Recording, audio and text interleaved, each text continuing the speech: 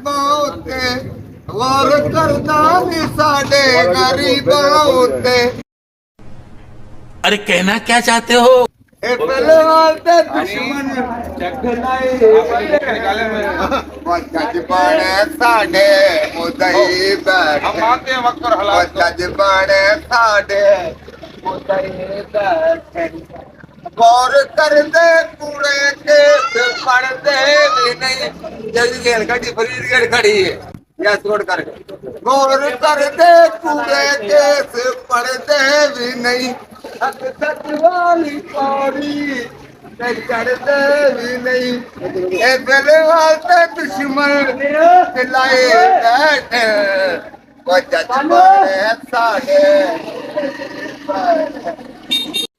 ये बड़ी अच्छी बात कही आप। ਉਹ ਜੱਜ ਬਣੇ ਸਾਡੇ ਮੁਦਈ ਬੈਠੇ